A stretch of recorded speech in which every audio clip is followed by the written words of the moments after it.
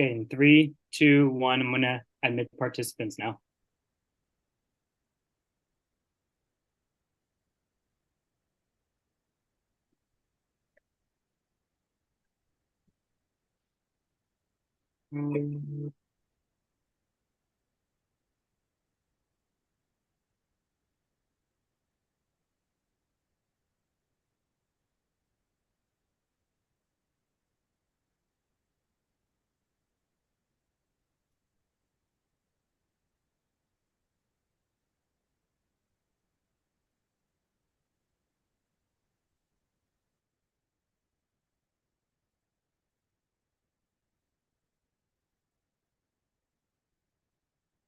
Hello, everyone. We're just going to wait a couple minutes to let people come through. Thank you for attending this press conference.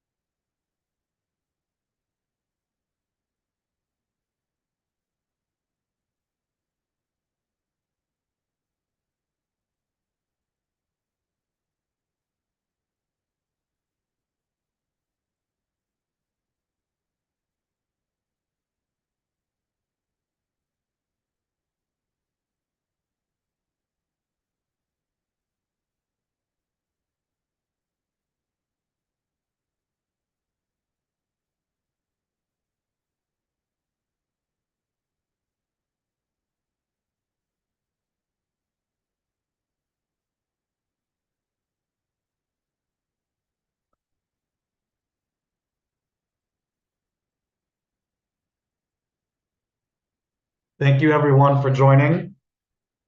We are broadcasting live on YouTube as well as Free Palestine TV. Please, we are providing live interpretation in English and Arabic. So to select your preferred language, please click on the globe icon on the bottom of the screen where it says interpretation. If you're attending by phone, please check the three dots. Around the 30-minute mark, we will be opening up the floor for journalist Q&A. So please look at the bottom of your screen to submit those questions.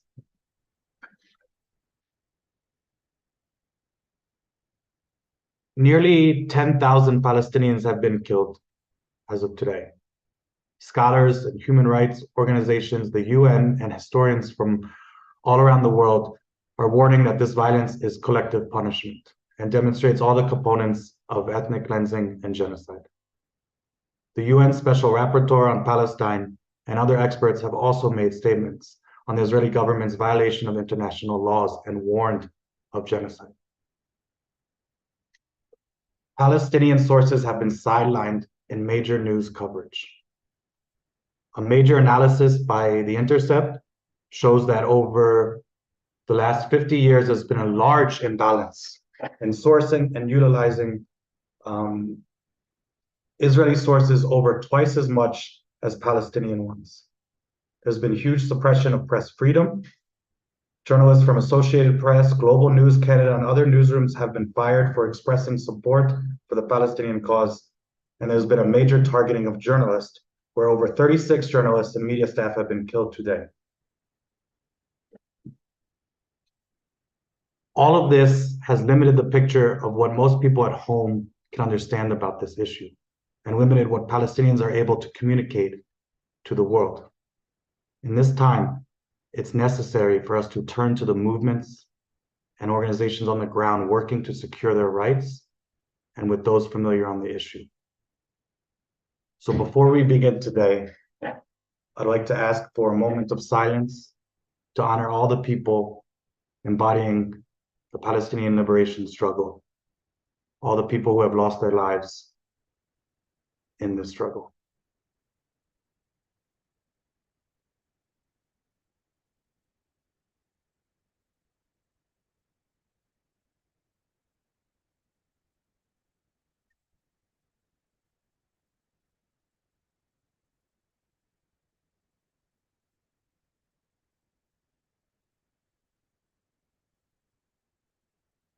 We are joined here today by Mariam Al-Jaja, representing the Arab Group for the Protection of Nature, Yasmin El Hassan, representing the Union of Agricultural Work Committees, Lina Ismail, representing Partnership Youth Forum, Bashar Abu Saifan and Sarah Saloom, representing Socio-Economic Action Collective, which is the agricultural movement in Lebanon. Everyone in this panel has organized for Palestinian liberation and rights for a long time. Thank you all for joining and for all that you do to show up for your communities. Can we go around to each of you to share some of the work that your organizations are doing on the ground towards resistance and care? Mariam, would you like to start? Sure. Thank you so much, AGC, and thank you so much for all the journalists that are here today that are trying to help us be heard. As Lauren has said, I represent the Arab Group for the Protection of Nature. We are an independent civil society movement that has started working on food security and agriculture in Palestine 20 years ago.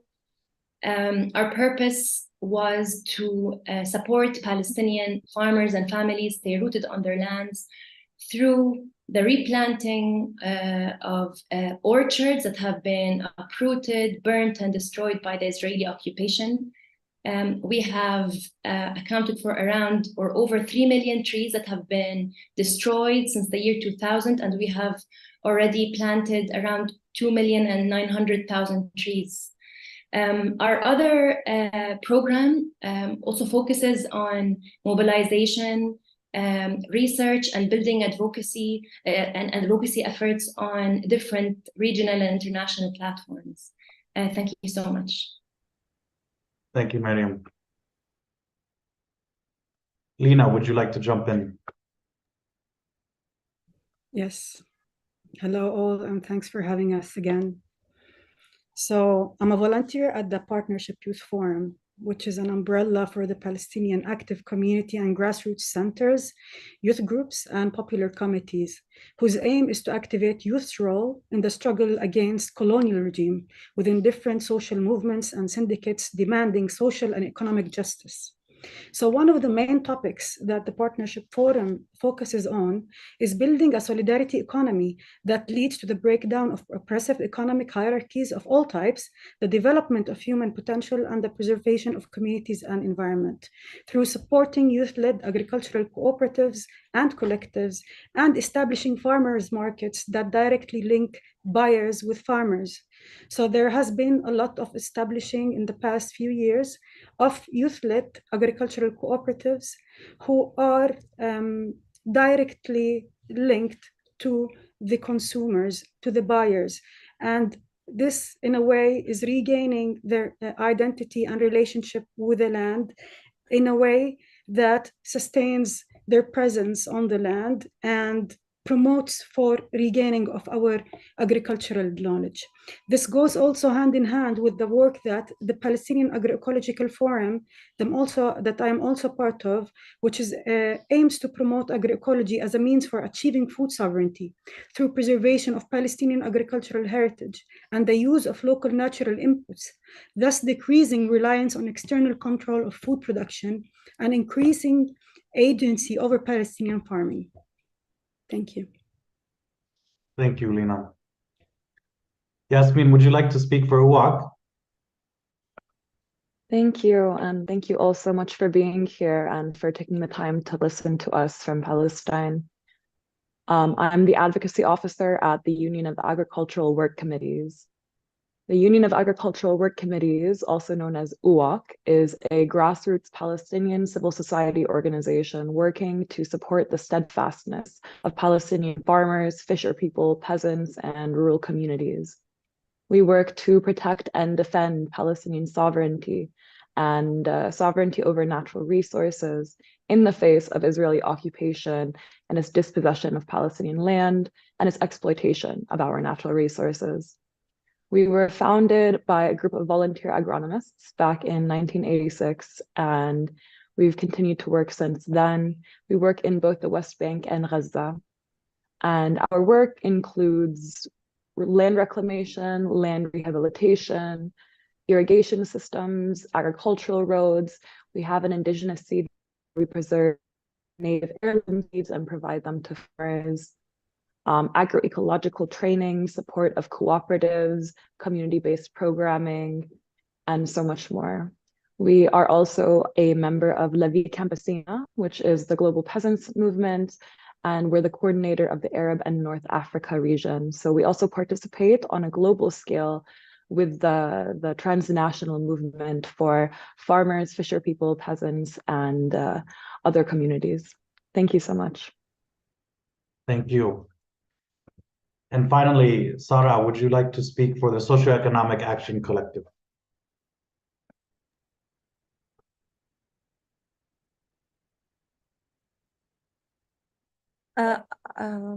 رح أحكي عن Agri-Movement، الحركة الزراعية في لبنان.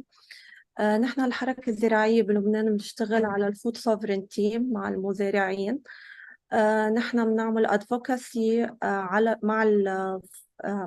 لحتى نوصل حقوق المزارعين ونعلي الصوت، لأنه المزارعين هن تحت ضغط بسبب الممارسات الرأسمالية اللي عم تواجههم. نحن شغلنا مع المزارعين، مع الحقوق المزارع، عم نحاول قد ما فينا المزارع يرجع يشتغل بأرضه ويتحرر من كل الديون اللي هو عم يواجهها بسبب الرأس المال. غير هيك نحن اليوم مجموعة من الأشخاص أعضاء مع كل شيء حركات خاصة بالفود sovereignty موجودة بالعالم العربي. شكرا كتير.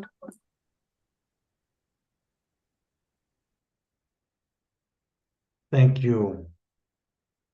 As you all work closely with farmers, food producers, and communities in helping secure their right to food, can you paint a picture for us? What does the situation of food access, and production look like right now? Maybe Yasmin, you can start. Yes, of course. I'll address the current emergency situation that is happening at this present moment, particularly in Gaza. Israel is not only waging war on Gaza via airstrikes and bombing, but also through cutting off the population of 2.3 million, over half of whom are children, from accessing the most basic of needs for survival. So Israel is deliberately using starvation as a weapon of war. Its airstrike assault is deliberately destroying any infrastructure that allows Palestinians in Gaza to support themselves.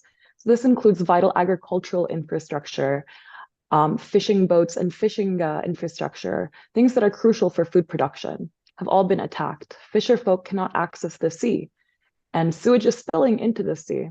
Just 2 days ago, Israel bombed fisher people's boats.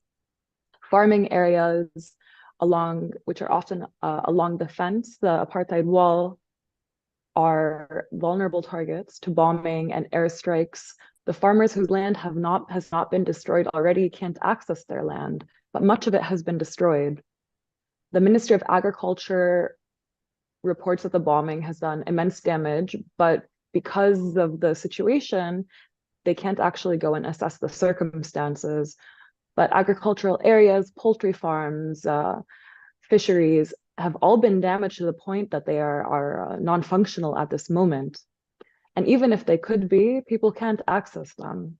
There's a catastrophic decrease in the stocks of food all across Gaza. Shops across Gaza are reporting that they have maybe only a few days left of food. Bakeries in Gaza are down. The other day was 8 bakeries, I believe, for the whole of Gaza. The land and sea will face unimaginable environmental damages following these attacks. And food insecurity is a human-made crisis. And Israel is manufacturing this mass starvation of these people. Also water, which is crucial and critical to food pathways and access. Before October 7th, 97% of water in Gaza was undrinkable. It was unsafe to drink. And now it's incredibly difficult to find water. Before October 7th, 65% of Gaza's population was food insecure, and now the entire population is at risk of starvation. So Israel's strategy here is they aim to ensure that those who do survive the bombs are condemned to a future without sustenance. And our communities in Gaza warn that even if they survive Israel's bombing, they worry that they will die of thirst or starvation. Thank you. Thank you for that. And we know that this has been going on for a long time, way before October 7th.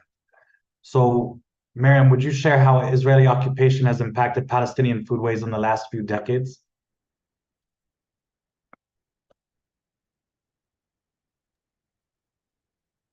Hi, Lauren. Sure. I must say that the Palestinian agricultural sector is the largest economic sector for Palestinians for thousands of years. Palestine was pretty much advanced in the cultivation of orange, the Java oranges, and it had self-sufficiency in wheat for a long time. But the weaponization of food and the dismantling of the agricultural sector didn't happen the past few decades, or even 75 years ago. It happened even before its establishment. The role that the British colonization played in Palestine was to eliminate indigenous and collective land rights. They went to the extent of saying, that musha' lands, that are the collective land rights of natives, are a source of evil. So they started privatizing those lands. And since then, Palestinian land sovereignty has been decreased. During the establishment of the State of Israel, Israelis have destroyed 500 villages in Palestine. And today, 85% of historical Palestinian lands and water resources are completely stripped away from Palestinians, either through, the setting of laws, different laws, but also through the construction of the apartheid wall, the settlements, the military zones, the buffer zones. And so Palestinians are restricted from around 40% of the West Bank, including 55% of the fertile Jordan Valley, which is the food basket for Palestine. So that's for the West Bank. But if we look at Gaza, for instance, food insecurity rates were very high before the launching of this war. Around 64% of the people were food insecure. And that's because of the systemic attacking of water infrastructure, food production sites, but also 35% of Gaza's arable land was inaccessible for Palestinians. Fishermen had only access to 15% of the Mediterranean Sea. So the situation for children in Gaza, Antonio Guterres, the Secretary General of the UN, said, if there's a hell on earth, it is the lives of the children in Gaza. There were very high levels of malnutrition, stunting and wasting, and anemia. Now, moving on a little bit to the issue of trees, because of our campaign, we do focus on trees, and our slogan is, they uproot one, we plant 10. There's a systemic attack on trees for their value for the agricultural sector, but also because they play a very important cultural and social dimension for Palestinians. And Israelis know that if they uproot those very ancient trees, it's more easy to uproot people. Moving on a little bit to the issue of chemicals. So Israelis have also been systematically poisoning Palestinian lands and water. And courts in Israel have been giving incentives to Israeli chemical factories to open up in the West Bank, where they are producing internationally prohibited pesticides and throwing them into Palestinian water and orchards. This is really, really impacting 100,000 families whose main source of livelihood is agriculture. It's really important to also highlight the impact of some of the projects that Israel is playing in planting foreign forests and reserves on the lands of indigenous Bedouins in the Negev, where they are displacing them, and in place of many of the indigenous trees, they're planting foreign species to erase the history of the land, and dismantle the livelihoods of Palestinians. I just want to add 2 more things very quickly. So in the process to ethnically cleanse the Palestinians, the Israelis have also in the meantime tried to exploit them. So Palestinians are forced into a custom union with the occupation. They can't, after the Oslo Accords, they were forbidden to have their currency or central bank, and now they have to compete with Israeli government-subsidized crops, but also duty-free American imports. And I've read today, an article or promotion by the U.S. Department for Commerce encouraging U.S. exports to export to the occupied territories, since it's very easy to access a market that is 90% dependent on exports.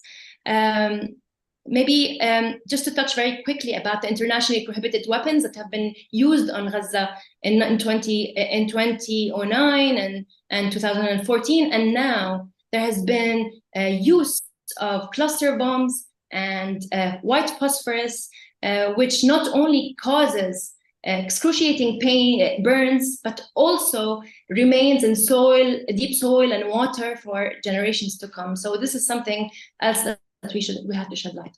Thank you. Thank you for that, ma'am. Lena, would you like to expand on that and add some context on what it's like to be a farmer agricultural worker in Palestine right now? Yes, basically Mariam said it all, but let's just focus on some issues when she mentioned the uprooting of the olive trees. We are currently in the olive harvest at the moment. And now Palestinians are facing settler attacks as we speak on their olive harvest, knowing that this is a hit to our economy and the livelihoods of farmers. And this is, as Mariam mentioned, is a symbolic and economic aspect of our livelihoods here in Palestine. Yesterday, the Israeli lawmaker Zvi Sukkot, I think his name, who was recently appointed chairman of a Knesset subcommittee on the West Bank issues, called to hold West Bank olive harvest. And the Israeli finance minister, Smotrich, calls for sterile zones around illegal settlements in the West Bank and to stop the olive harvest. This is a direct hit on our economy and our livelihoods, but this is also a call to ethnically cleanse the West Bank of Palestinians. With regards to the chemicals that are used also in Palestine, it seems that it is a deliberate systematic issue as well. As Mariam mentioned, the Israeli authorities are giving licenses to Israeli companies to open in the West Bank and to drop all of their chemical waste in to export all of their chemical waste into the West Bank area. In the Jordan Valley, there has been this landfill. It's an Israeli landfill called Tuflan. And it was to just recently was using all of the waste that is coming from Israel, medical, hazardous, poisonous waste, and composting it and giving it to farmers in the Jordan Valley. Investigative journalists proved that it has more than 7 hazardous heavy metals that directly affect the health of Palestinians and the soil and the water and the air around it. So the compost unit was forcibly stopped to work, but the dump site is still there. The dump site is still not treating its waste and dumping it right on the ground with all the medical waste and hazardous waste. So this, imagine how our food would be. The Jordan Valley is the food basket in the West Bank. So imagine what type of food is we have been receiving for the past years. Also, when it comes to the aerial spraying of chemicals in Gaza, it has been proven, and actually in 2016, I think the Ministry of Defense confirmed that they have been using aerial spraying on what is called buffer zones, what Mariam mentioned along the borders or the apartheid wall, spraying of 3 hazardous also herbicides, among which is glyphosate, which was announced by the World Health Organization that is probably carcinogenic to humans.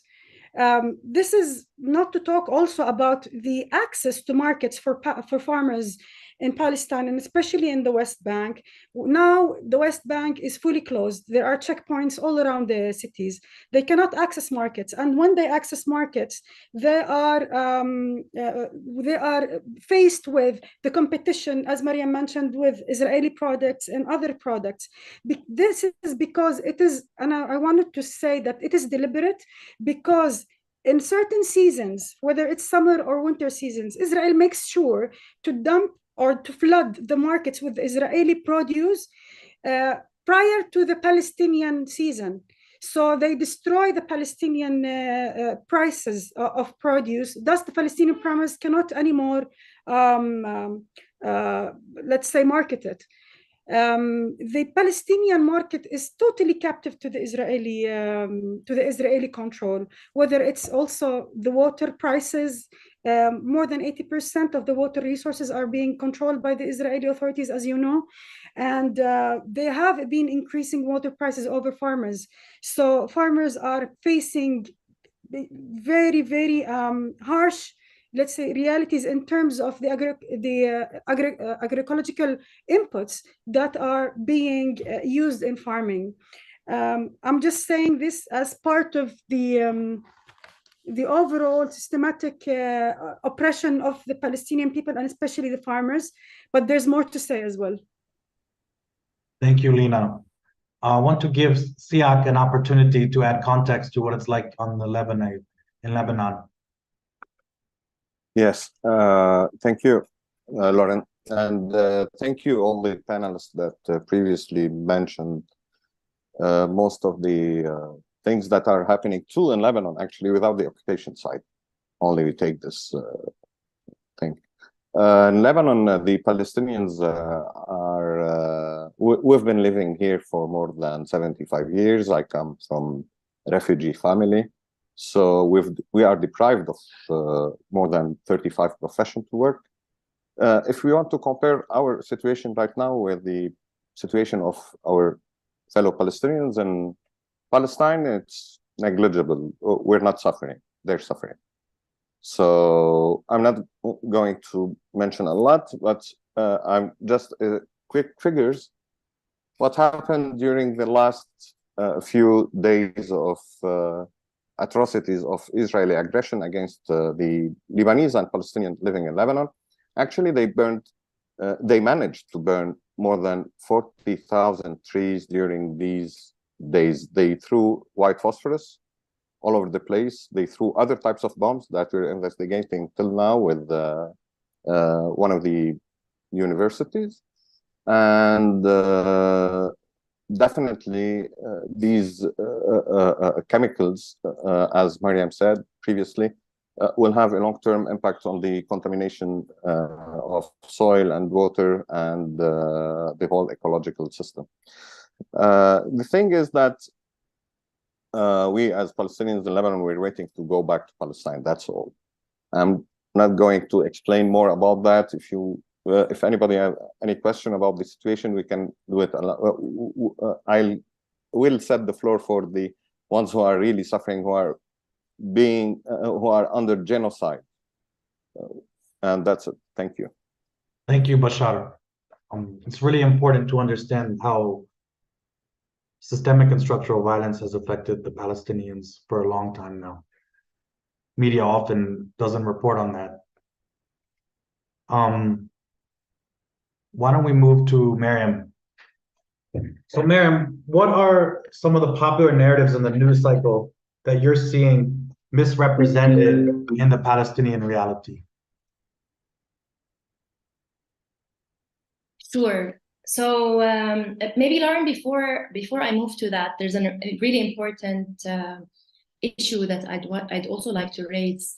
There's, as I said, there's systematic, attacking of water and food sites.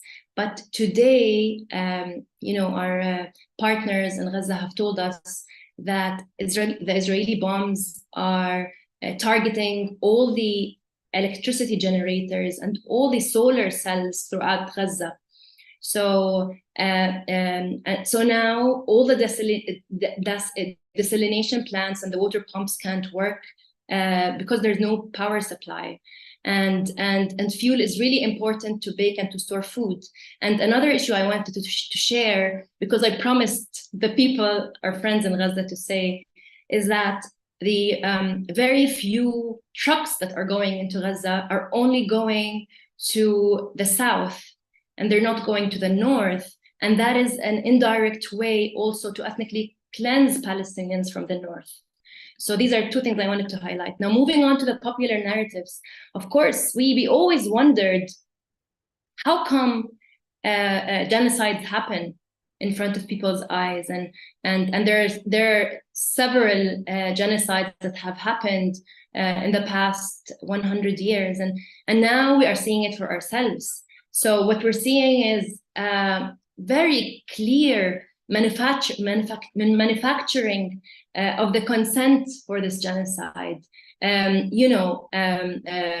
they are government representatives, I don't want to say global north, probably some of the European countries and North American countries, and also the mainstream media. They're trying to overcome the ethical impediments to mass extermination. And what we're realizing is that now Palestinians are being called by a lot of Israeli officials as being beasts and animals and cockroaches, and this is something that actually happened to the Jews before the Holocaust occurred. And also, spreading all these unverified, shocking news like beheading babies and targeting babies is something, and then retracting it after the damage has already been done, is something that also happened before the Bosnian genocide. So what we see now is that we're not learning through history, and we're not learning from our mistakes, and we're repeating the same genocides. And another important thing to highlight is that this issue didn't start on the 7th of October. It started more than 100 years ago. And Palestinians do have, and I haven't seen mainstream media speaking about Palestinian prisoners. We have more than 5,000 Palestinian prisoners. 1,300 of them are held with absolutely no charge, and 200 of them are children. And most of them are in dire health conditions, and I haven't seen mainstream media looking at that. So, and of course, it's always important to highlight the popular narrative, disseminated by Israeli officials that Palestine was a people without a land, to a land without a people, and that there wasn't a viable culture and a population living that, and that at the same time these people that never existed, they say they also neglected their lands and they caused its desertification. So it's really important to always highlight the really long history of Palestinians, and particularly farmers of Palestine.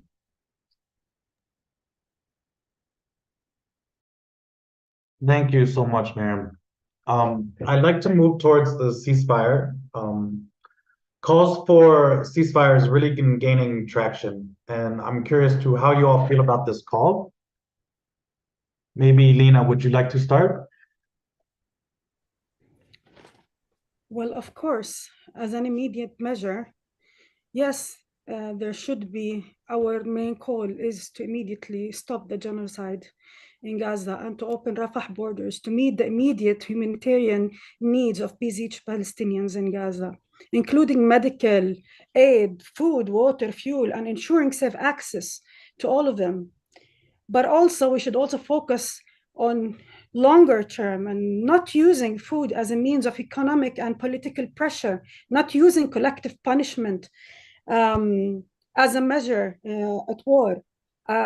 we also called for a clear political stand on the rights of Palestinians to liberation, and their call for an end to colonization, of course, and also should be held accountable all the Western governments that are complicit in the continuation of the Israeli Zionist colonization of Palestine, not only this recent attacks, but on the continuation of the colonization in general. And lastly, I would also like us to call for the international community to support the Palestinians and all people's right to sovereignty over their lands, resources, and food production. So this is also a call that should be put forward, because it is the milestone of us being steadfast on our land. Thank you so much. I want to have a reminder to all the journalists in the room, please put your questions in the Q&A box. We'll be moving to that section shortly. Yasmin, would you like to add some context? Yes, please. I'd like to also talk about what's going on in the West Bank right now, particularly since the West Bank is getting lost in a lot of the media narratives, as the focus is rightfully on Gaza. But the Israeli occupation forces and settlers are exploiting the global focus on Gaza to systematically enact to escalate their organized attacks on Palestinian communities, particularly in Area C of the West Bank. Area C is majority of the West Bank, over 60%, and it's also where most of our natural resources are. And Israel's goal is to annex this, separate Palestinian communities into small islands connected by streets. And right now we're under full military lockdown, so effectively trapped in our little bubbles.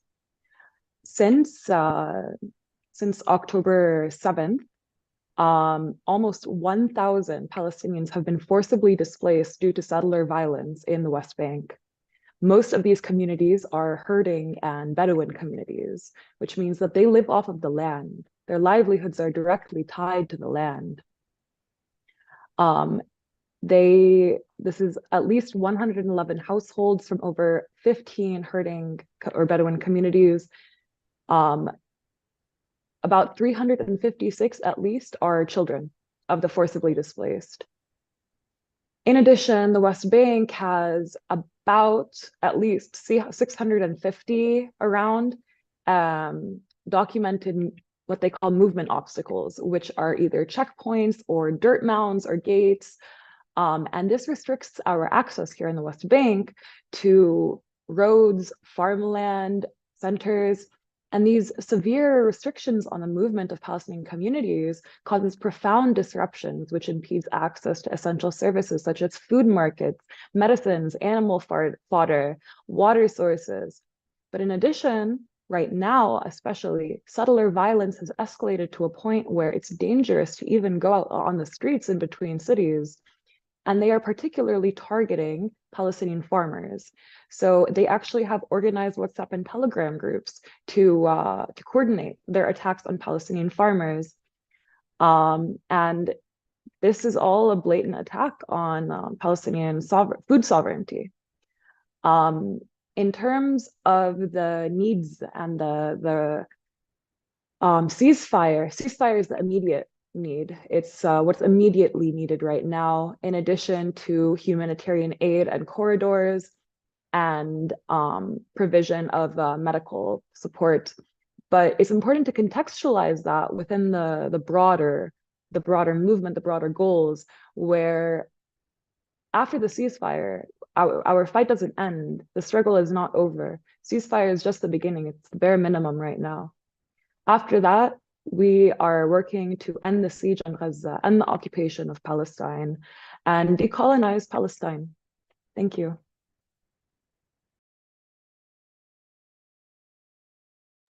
Thank you so much for sharing that. It's really important to think about transnational solidarity at a time like this. Journalists have been barred from entering Gaza. and many journalists on the ground have been killed. How can international journalists around the world support the voices of Palestinians?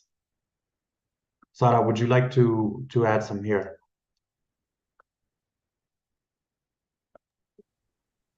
أكيد. أول شيء لازم يكون في أول شيء وقف الحرب. الدعم الدولي لازم يكون موجود. العالم الموجودين بالعالم العربي وبرا ما يوقفوا مظاهرات والمناضلة قدام السفارات لحتى يطالبوا بحقوق الشعب الفلسطيني، لحتى يوقف هذا العنف اللي عم يصير، هيدي الإبادة الجماعية. الفتح المعابر، مطالبة بفتح المعبر واستقبال كل المساعدات وبعث الجرحى اللي عم يعانوا والأطفال للعلاج عبر المعابر. هذا المطالبنا نحن لازم تكون ضرورية وقف الإبادة. شكرا.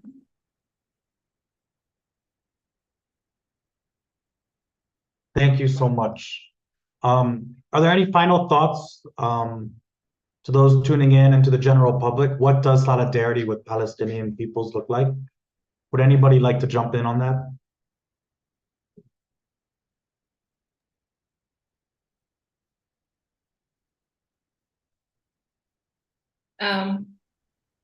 Shall I come in?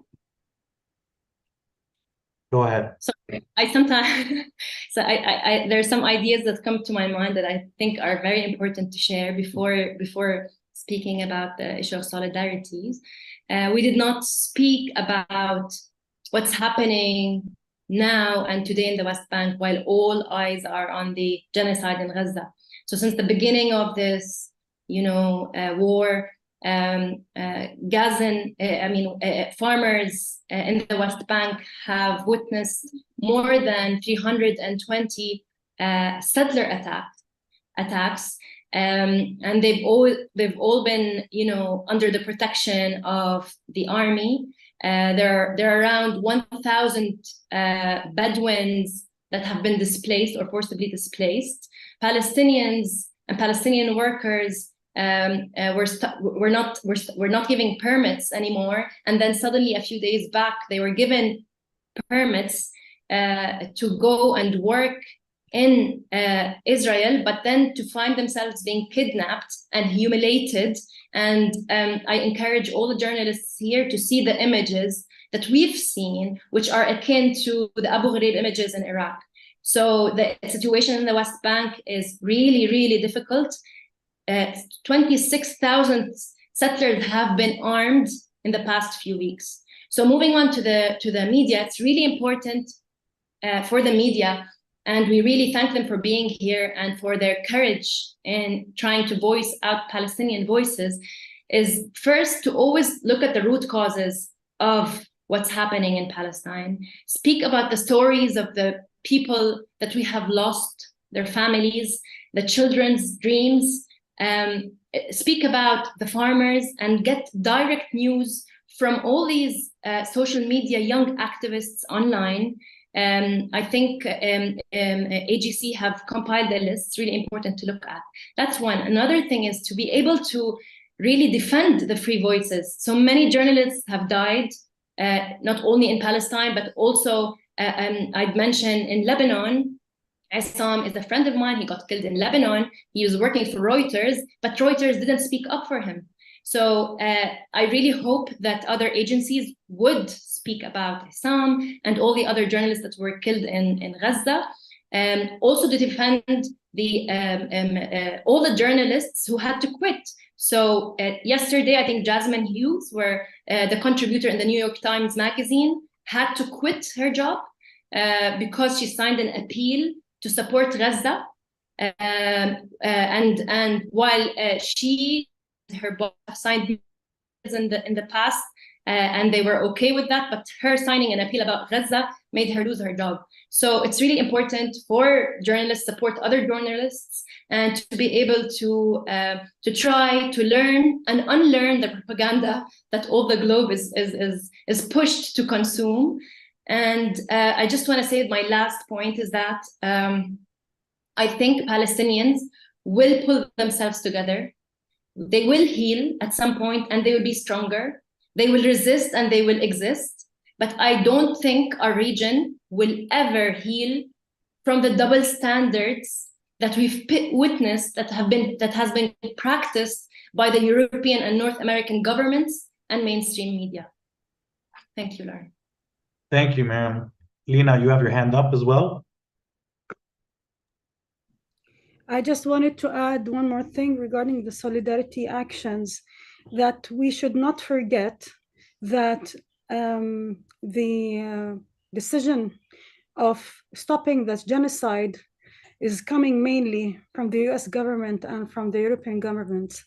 And so when we propose an action in solidarity, we support and we really high value all the protests that have been going out against their governments. And we also call for more protest organizing actions against their governments and holding them accountable to what's been happening. This is very important. It has been very important to us. And it is really still important that those people would still organize and protest around the world. Thank you. Thank you so much. Yasmin, I know UAC has a report coming out soon. Would you share a bit on that? Yes, thank you. Tomorrow, probably, UAC will be publishing an open letter to third states regarding immediate intervention needed in response to the dangerous escalation of settler violence against Palestinians in the West Bank. And so, like I had previously touched upon, right now, there is an exponential escalation of unabated settler violence with impunity as Israeli settlers, many of whom are under the protection of Israeli occupying forces, or are also occupying forces, injure and kill Palestinians, damage their livelihoods, and are forcibly displacing them through either threats to their lives or home demolition or destruction of livelihoods, etc. So tomorrow we will be publishing that. It has data inside of it, so please feel free to check out UAC's social media or website, and we're happy to provide data as needed. Thank you. Thank you so much. We have a question from Latoya. This is for you, Miriam. Is APN's Million Tree program still going on at present in the West Bank, and has it paused in Gaza? For sure, it has paused. It has paused both in the West Bank and Gaza because, of course, Gaza, the indiscriminate bombings, but also the West Bank, the settler attacks are so intensive at the moment. Thank you. From Hannah, can you talk about how Palestinian farmers are being targeted specifically during the olive harvest? Who would like to jump in on that? Lina, go ahead. Well, since most of the media coverage is now focused on Gaza, but there are some news about attacks being by settlers for farmers in the village of Deir al-Hatab, close to Nablus. There's another village called Burqa, close to Nablus, that witnessed attacks by settlers on farmers. There's also attacks in the areas of Tul Karim, in a village called Ramin, attacks on and burning of fig trees actually there. And I think much more that haven't been covered during this these attacks, but they will be unfolded as time passes. Thank you so much. Yasmin, would you like to also? Yes, please. So Israeli settlers and occupying forces routinely target olive harvesters and farmers, but typically during the olive harvest, there's a larger international presence, and typically we're not under total military lockdown, so people can go between roads and villages, support other farmers. For example, UAC has a yearly olive harvest campaign where we show up to support because larger numbers discourages settler attacks, military attacks, and having that type of presence, particularly international presence, is a means of protection in a lot of these areas in Area C or close by settlements. Right now, it's just them. So if the olive harvest, if these farmers can even access their land, they are at great risk of attack by settlers. And many of these attacks are not being documented because farmers and communities don't know how, they don't report it, or the documentation that they have isn't enough for the international community to fully document it or validate it. But what we're hearing and receiving from the testimonies from our communities is that the olive harvest is more dangerous than ever right now. And the olive harvest is a crucial source of livelihood for many, many Palestinian families, and has core cultural significance in Palestine. Like I had mentioned, that there's Israeli coordinated settler groups that coordinate their attacks. They'll send pictures and locations of harvesters near roads that are often frequented by settlers, and promote the violent incitement and active encouragement of such actions. Just recently, Bilal Saleh, who is a father of 4 children, as he was picking olives, settlers brutally murdered him. They attacked him, and that led to his murder, his martyrdom. Like Lena had mentioned, Smotrich called for the establishment of quote-unquote sterile zones to, quote, prevent Arabs from entering their own lands, and a ban of Palestinians from harvesting their lands in areas near settlements, which is the entirety of the West Bank. So the specific focus also on the olive harvest is not just a material focus, but there's also an epistemological element to it due to the core cultural significance that it has. But this is a tool of ethnic cleansing. Thank you for that. We have a question from Gray. Is wondering if anyone can describe more about the impact on Israeli agribusiness on Palestinian food access in Palestinian farms. Is there a pressure for Palestinians to rely on Israel agribusiness seeds and pesticides? Who would like to jump in on that?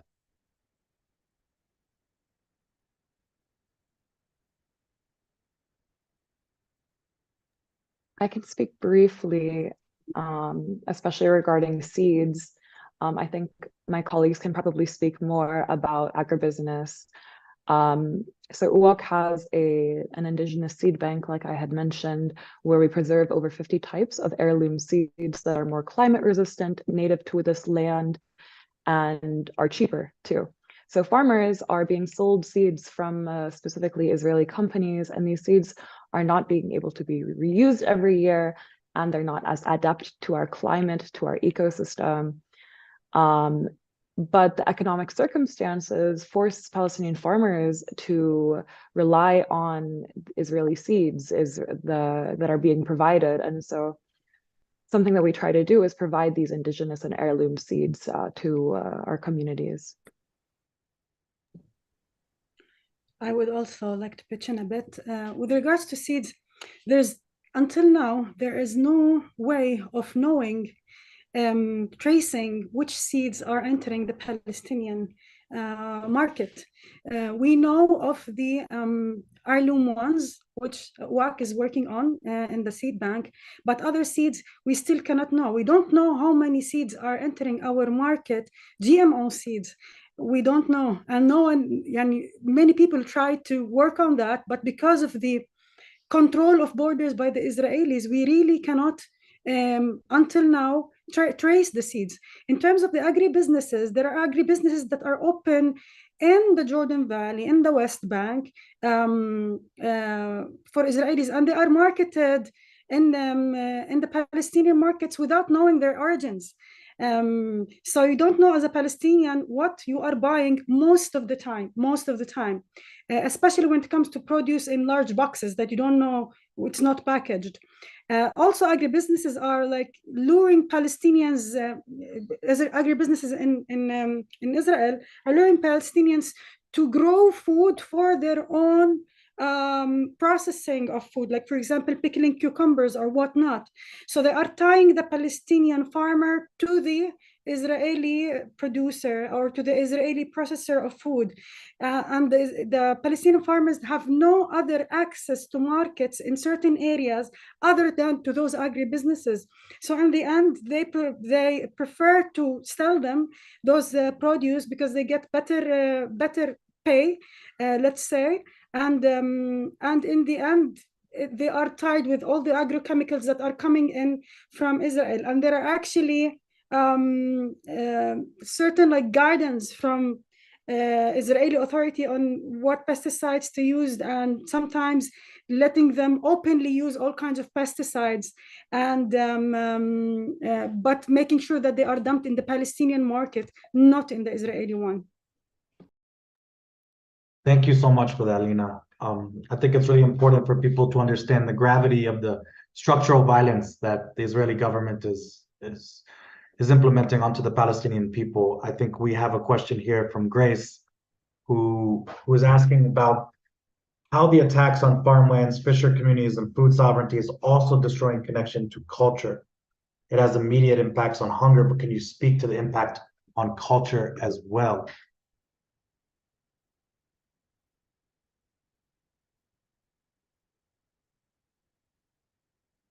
There we go, Miriam. Maybe I can say a few words. You know, it's quite impossible for Israelis to really destroy the connection of agriculture to Palestinians. You know, agriculture is so important for Palestinians to the extent that the traditional dance for Palestinians, the dabke, is actually rooted in agricultural activities, and also the Palestinian taubes.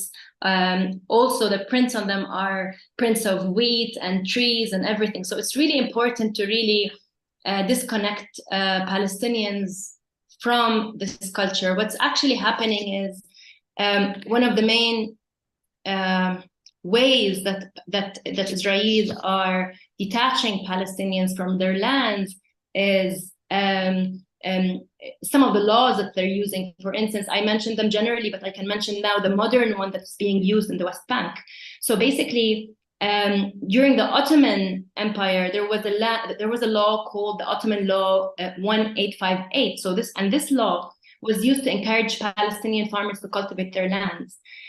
So if somebody is accumulating land, the Ottoman Empire would transfer this accumulating land without cultivating it, would transfer this land to another Palestinian farmer. So the Israelis now are destroying and burning these orchards and making it very difficult for farmers to recultivate their lands, and then they end up confiscating those lands. And around 40% of lands, according to Beit Salem, which is an Israeli human rights organization, 40% of the West Bank lands that have been confiscated was due to the manipulation of this law. Thank you, Miriam.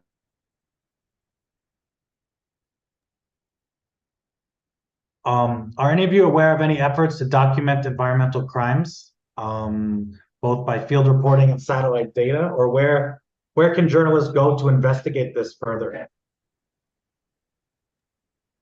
If I can jump in, so UWOC actually does record and document environmental violations of the occupation. Right now, we're working on a report of 3 different villages specifically, where there are settlements right next to it. There is sewage being dumped. There are native plants and animals that used to be present but are no longer. There are sources of water, streams that have disappeared due to the presence of Israeli settlements and construction. There's building of the manufactural zones and regions on Palestinian land that also contributes to air pollution.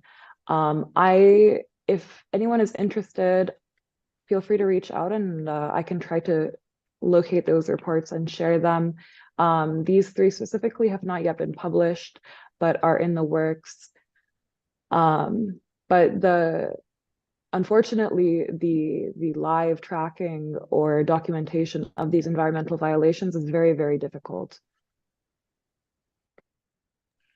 I would also like to add that also there's this Palestinian environmental NGOs network that also works on documentations of environmental violations that they could also refer to. I think they're pengon.org. Thank you for that. There's another anonymous question. With the mass deaths of Palestinians in the past 4 weeks, how can journalists convey these environmental issues with more urgency?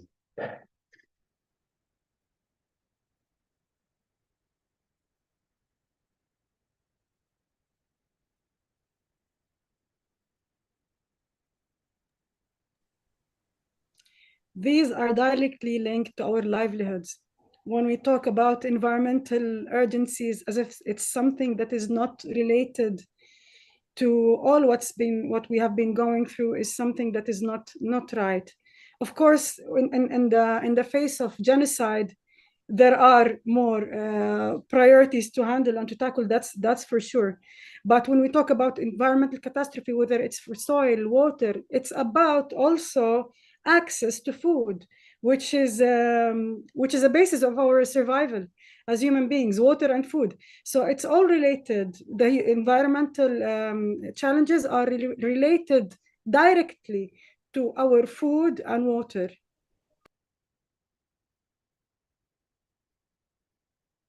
Thank you for that. And we have a question from Neil, the Times of India, asking about the present status in both Gaza and West Bank. Are people able to move out freely or constantly under fear of missile attacks? And yeah, does anybody want to jump on that? I know we've touched a little bit on it already. Maybe I'll have a go. So Palestinians in Gaza, they've been undergoing indiscriminate bombings around. I read today 25,000 tons of explosives have been thrown on the Palestinians in Gaza, which is around 10 kilograms of explosives per individual and child, which is around, we're talking about 2 nuclear bombs. And on the issue of movement, so the Israelis, they have alerted, or they sometimes alert Palestinians that we're about to hit a location and ask Palestinians to move to other places. So they've been doing this very frequently, asking Palestinians to go from the north to the south, which was very evident for Palestinians that it's a way to then again move Palestinians to Sinai. But what's been happening is that once the Palestinians start moving, the Israelis are bombarding these envoys. And many Palestinians, families, children have died when they were very obviously taking the routes that the Israelis told them to move to the south. They've also, of course, they've bombed over 3 to 4 hospitals. They've bombed 2 churches. They've bombed the 3rd oldest church on the planet. And they've bombed many cultural centers. They've bombed the French Cultural Center. And this was the first time we actually hear the French government, questioning Israel as if it is not okay to bomb a French cultural center, but it's okay to bomb hospitals and churches and mosques. One quick addition to that. So we have colleagues in offices in Gaza. We lost one of our colleagues. She and her family were on one of the evacuation routes designated by Israel, and they were bombed and killed while following the direction of the Israeli military. So one of our colleagues, Islam, was martyred.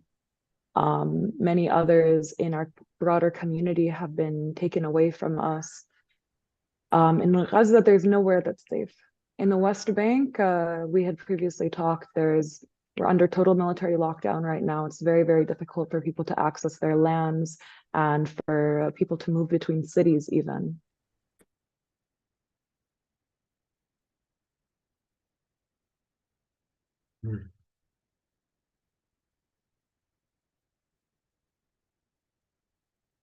Thank you for sharing that, Yasmin.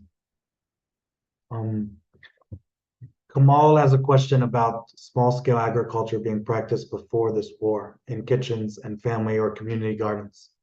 Is there any of that still active in helping people with food sovereignty?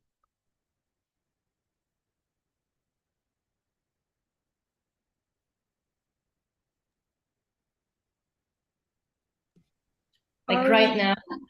Yeah, Is the question about Gaza in general or in Palestine? They didn't specify, so I'm thinking just Palestine.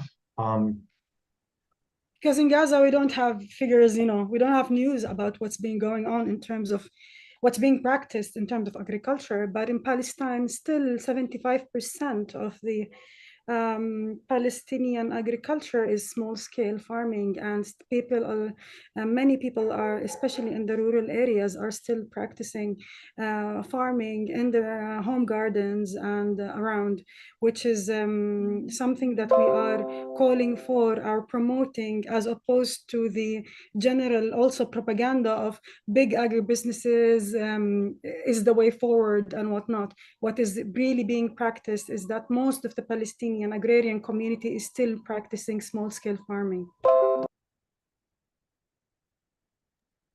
Thank you for that, Lina. Miriam, did you want to jump into?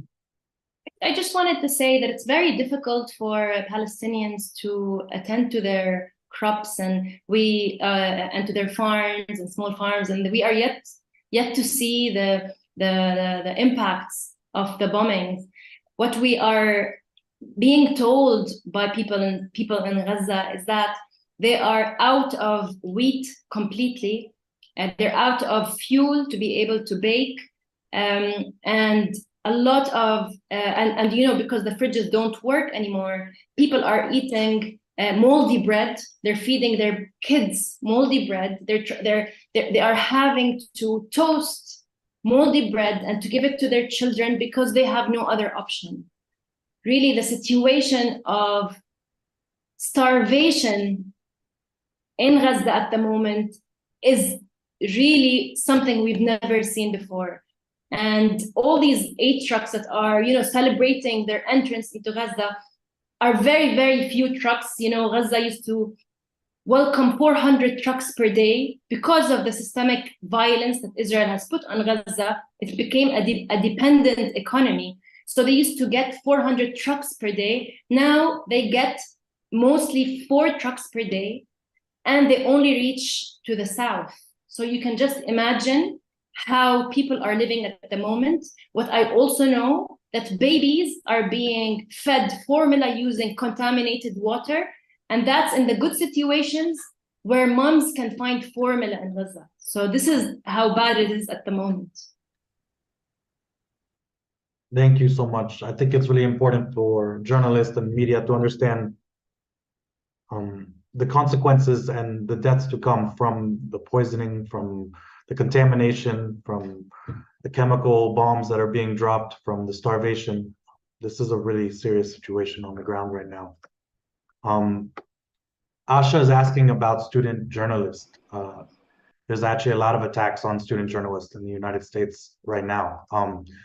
So do you have any advice for student journalists trying to avoid bias when reporting on these issues at university? I was also once a student journalist, and my dad was a journalist, so I feel like I faced that a lot as well once upon a time. The situation right now on university campuses is very difficult in terms of the pushback that student journalists are being faced with, particularly on the institutional level. But I think the most important thing to be remembering there is that this is the people's struggle. This is, although institutions may be pushing back, although institutions are providing roadblocks, these institutions are being controlled by money and investments. And looking back at the source of why are these decisions being made on an institutional level, especially on universities, it gives a lot of insight as to the fact that their attempts to prevent bias towards Palestinians, for example, is actually a biased stance from their end. The other thing I'll say about bias is it's impossible to not be biased, just generally, but even if we're only stating the facts of the current situation, the facts speak for themselves. The facts show that it's a genocide. The facts show that Israel is using starvation as a weapon of war and is murdering children and is ethnically cleansing Palestine. So if universities are saying that the facts are biased, then that's a bigger problem. So the issue with universities right now is not that they're worried about bias, it's that they're threatened about their investments and their financial interests. If you're in the United States, I would recommend connecting with Pal Legal. They support especially students who face legal challenges, ELSC in Europe. Thank you, Yasmin. We have a question from Philippe Renaud, a reporter based in Lebanon. Can the panelists tell us more about how Israel exerts control over water resources? Is this anyhow comparable to northeast Syria or Rojava, where Turkey limits the water flow to Kurdish-led areas? I see Miriam shaking her head, yes. You want to jump in? Yeah, I just want to say that Israel controls maybe 85% of Palestinian water resources. So of course they control 100% of overground water, particularly the Jordan River. The Israelis have diverted the river into the Negev, into their projects such as greening the desert, which they promote as being very agriculturally advanced, and we see as a violation for our rights to water and sustainable agriculture. But this diversion of water into the Negev have also impacted water rights for not only Palestinians and but also Jordanians, Lebanese, and everybody else in this region. And this is for one. And the second thing is Palestinians cannot access, they can access only 15% of their groundwater. They are sold, water, their own water by the Israelis for very high prices. Palestinians, it's very difficult for Palestinians to even build water harvesting wells. They're consistently being destroyed by the Israelis. It's really important to highlight, the issue of, climate change adaptation, how it's become a very, an issue that we're talking about now, but to look at it from the lens of peoples under settler colonialism and occupation. So if the Israelis, they destroy any means for climate change adaptation in Palestine, whether it's water or solar panels, desalination plants. So this is what's actually happening in Palestine. Thank you. From Grace at Sentient Media, can you talk a little bit about the importance of livestock for Palestinians? I've seen many social media posts about how Gazans are saving their pet cats and dogs and how important horses have become for transportation. So what role have livestock been playing?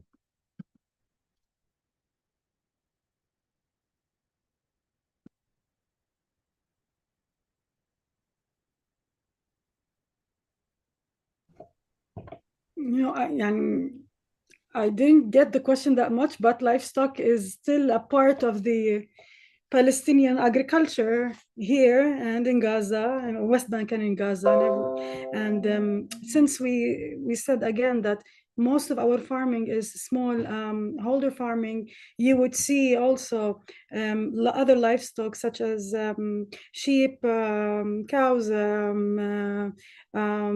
chickens and whatnot that are part of this kind of home garden. There are also big businesses in livestock in the West Bank, but when you talk about livestock and horses that you saw in Gaza and whatnot, do you refer to the modes of transportation? If it is so, it is less so in the West Bank, if this is what is meant. But livestock is, one of the major parts in the agricultural sector in Palestine. There's also a big industry of poultry and dairy production as well in Palestine.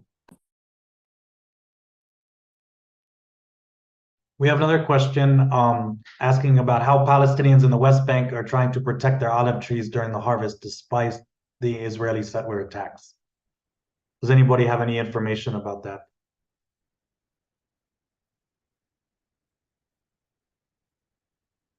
what could farmers in the West Bank do? What are they doing? So we normally have an olive harvest campaign where we support the farmers by having more of a presence in the olive harvest areas, which is one of the most powerful tools for deterring Israeli settler and military violence. However, that has never been enough. Even that is not enough. And right now, without any type of international presence, and when Palestinian farmers can't even access their own land, a lot of there's risk of settlers and military tearing down trees, uprooting trees, which is material and symbolic. Palestinian farmers who are able to access their land or who do get to their trees and their farms, there's very little that they can do besides be present and be on their land and stay on their land. There is a term that we used, steadfastness, sumud, and that existing there, to exist is to resist. And at the current moment, when Palestinians are being faced with thousands and tens of thousands of armed settlers in the West Bank who are supported by a military and government, then, I mean, the situation is bad. It's really bad. But Palestinian farmers are trying as much as they're able to protect their olive trees. One other thing I'll say is our relationship with the land as the Palestinian people, we are physically rooted in this land. And that means that it's not just about what we get from the land, but it's about what we give to the land. So we are caretakers of that land, and that includes if we are at risk. So protecting their olive trees, that's something we're seeing a lot of Palestinian farmers doing right now, trying to protect their trees.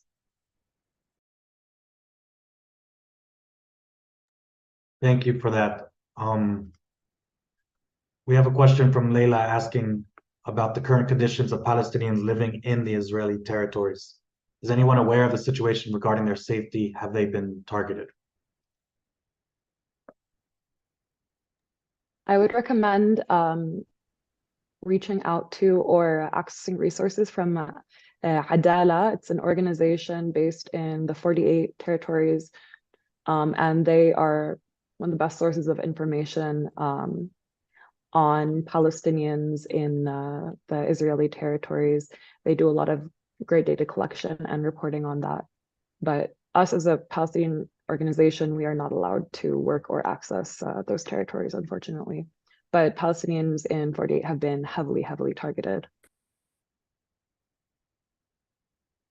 Thank you. Renata is asking about stories about cultural appropriation of food. Renata, reach out to us and we'll make sure to connect you with some folks that can speak to that. But does anyone here want to share anything about that as well?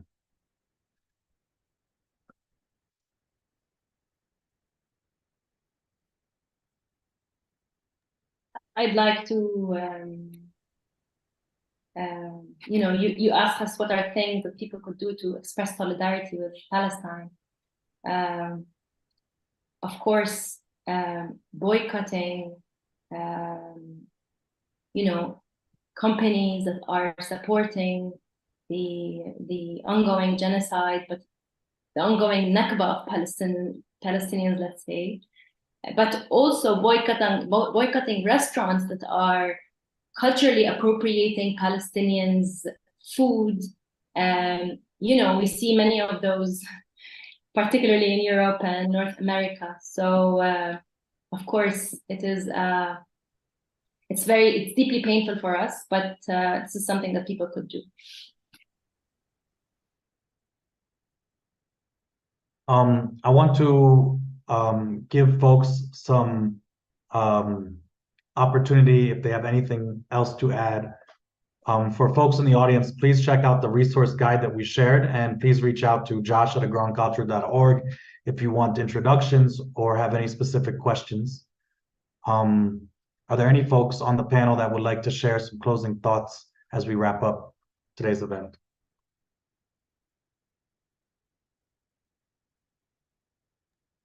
I'd like to say that despite everything that is happening right now, we're still here and we're not going anywhere. And I think that we're talking a lot about the horrible, horrible things that we're facing. And it's true. Palestine is facing a genocide and ethnic cleansing and settler colonialism and apartheid. And it's being not only other states are not only complicit, but actively participating. But I want to also emphasize that in spite of all of that, Palestinians are still here and they will continue to be here. And it's important to emphasize that we are a steadfast people and we will continue to protect this land and our connection with it. And we hope that everyone watching and the mass mobilization that is happening around the world will join us in that. Thank you so much. Thank you so much for sharing. Bashar. Yes, thank you for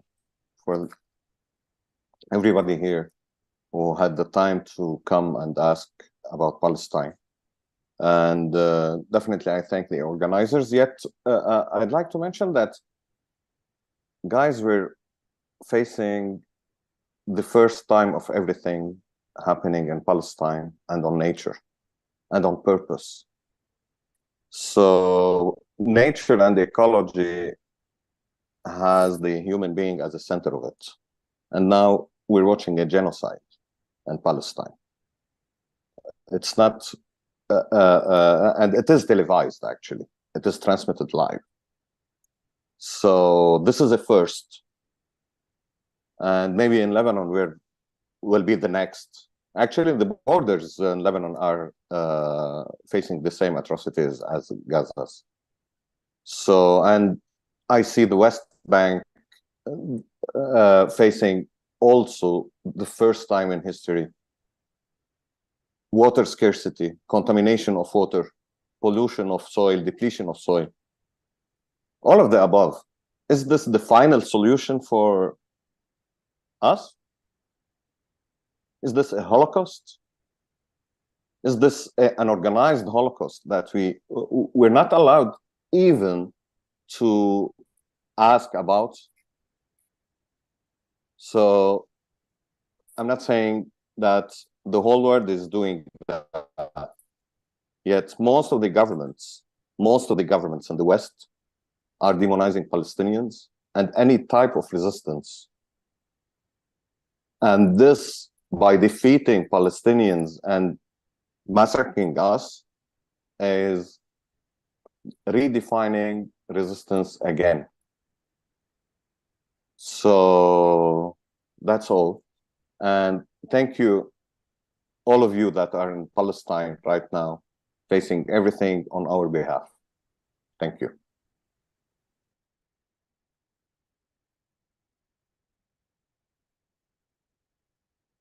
Miriam. Yeah, just a final word to say, with all the pain that we're seeing, we're also seeing lots of free voices coming out all across the globe, very courageous in very difficult situations. We understand and we see that really the opposition and the difficulties for activists all across Europe and Northern America, including the Jewish anti-Zionist movement. We hear you. You do not understand how much it means to us, your solidarity, and I just want to finally thank AGC for their for this really important initiative, and I hope we can have a continuous space for Palestinians to voice out their concerns and priorities in lives. Thank you so much, Miriam. Lena, would you like to share something? I just wanted to say that, to share with you that it has been hard actually to take part in such panel while living every day and being anxious about what's happening and being on the news. It's actually my first hour and a half away from the news for a long time now. And I have been speaking to you as I am hearing the fighter jets going over the city of Nablus in the West Bank to bomb Gaza. So it's been very hard, to say the least.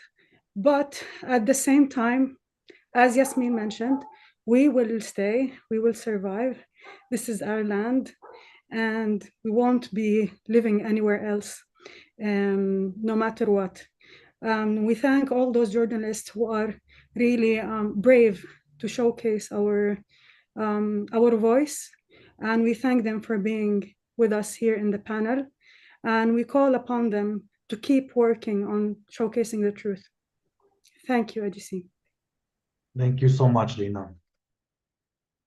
I want to extend love and care to each of the panelists. So grateful for you all to be joining us today. I know it's been really hard. We want to ask every journalist out there to reach out, and we'll connect you with sources. Reach out with any request. This is the reason why Agro-ecological exists, and we are here to support you in any way. Please just send any email to josh@agroandculture.org. When you report on these issues, please use Palestinian sources. Please amplify their voices. Please share their stories. We need to shine light at times like this. I want to thank everyone for attending this, for holding space together as we work towards Palestinian liberation and sovereignty. Thank you, everyone.